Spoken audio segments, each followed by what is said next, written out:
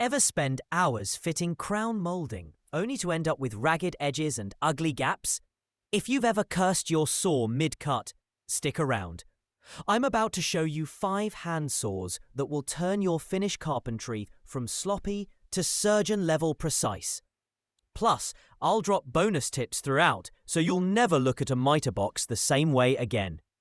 Cutting framing lumber is forgiving, but trim and moulding? That's a different animal. If your blade flexes, then your 45-degree and 90-degree cuts wander. If your teeth are too coarse, then you'll splinter. If your handle's slippery, then you'll fatigue. Getting each detail right means cleaner joints and way less sanding and caulk later.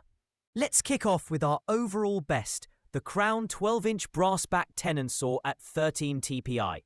If you need rock-steady straight cuts, then that brass spine locks your blade rigid.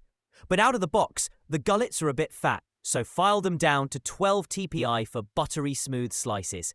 Once tuned, it'll tear through your trim without leaving a hint of fuzz. Next up, the Bahco NP12 prize cut back saw. Weighing just 0.86 pounds, if you're tackling overhead door casings or crown without a ladder, then this lightweight champ keeps your arm from burning out. For the final trim pass on painted or pre-primed moulding, meet the Spear & Jackson Predator 10-inch at 15 TPI. If you need zero tear out on delicate surfaces, then this high TPI monster slices clean. But you'll sacrifice speed, so use it only when that edge needs to be perfect.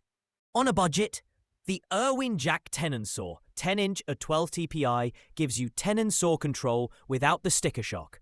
Its welded spine and soft grip handle deliver surprisingly accurate cuts.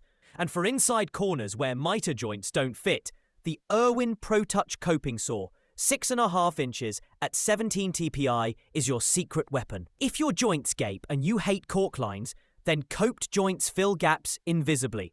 But you'll need to tension that blade just right.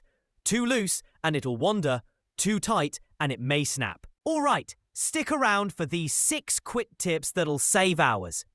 Painter's tape on the cut line stops tear out. Clamp your trim or brace it. No wobble, no splinter.